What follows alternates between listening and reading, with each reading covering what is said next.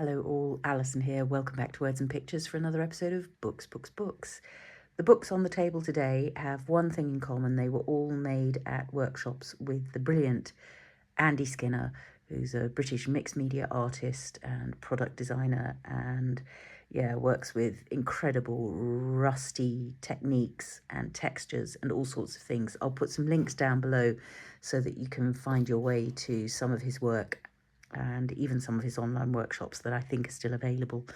But these were all in-person workshops that I've been lucky enough to go to over the last 10, 12 years or so. And I just thought I'd give you a little close-up look at them. All of these get to live on my display shelves because they give me great joy to look at. They're full of little ideas that I constantly come back to that form parts of other projects, even journal pages and tags. I use some of these techniques, some of these products in lots and lots of things I create. So a couple of these are actual books and a couple of these are faking it. So this spectacular one here, patchwork panel of techniques, where Andy took us through all kinds of things. There's texture paste, there's embossing folder work on here. Crackle, as you'll note, which you've seen me use on multiple occasions, and brilliant rusty looks and effects, again, that I use very often. But this is not actually a book, for all that those washi tape pages are making it look that way. It's a secret little book drawer, book box, but there are just delicious things on the panels here and so many sort of textural details that are a real delight. All this beautiful stencil texture and paint effects and little rusty nail heads. Love that one. Let's switch to an actual book. So this was just a little altered notebook, plain black notebooks that Andy took us through. Again, that rusty effect on the background, which is done with the mixed media, the media sprays he designed for deco art back in the day. So they were just so brilliantly. An alarm on my phone reminding me to film this has just gone off and put a stop to the filming process. So there's a nice jump cut for you, but I'm not going back to the beginning again. I'm going to carry on from wherever I'd got to, which was, yes, this little book here, and talking about Andy's products for deco art, the media line that he produced. It's a good more than that years ago now, probably getting on for 10. Some of which are still in the line, but Andy is no longer the creative director of that. So they don't necessarily do all the things that he wanted them to do. Other products on here, the more embossed papers, done using embossing folders and layered up and creating amazing texture on there. This is a standard mixed media technique of dry brushing that Andy does a lot to highlight textures, and it's brilliant.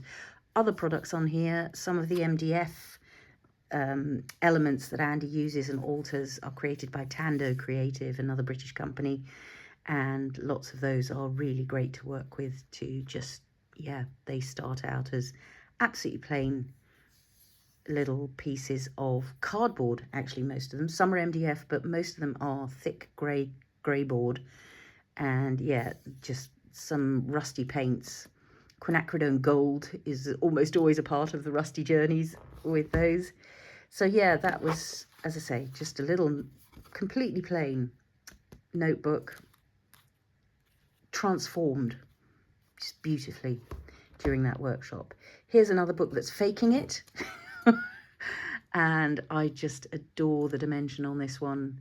Those amazing cogs and wheels, all altered again with that rusty connection of paints, stippling and highlighting to get your real effects. It looks as though it should weigh 100 tons.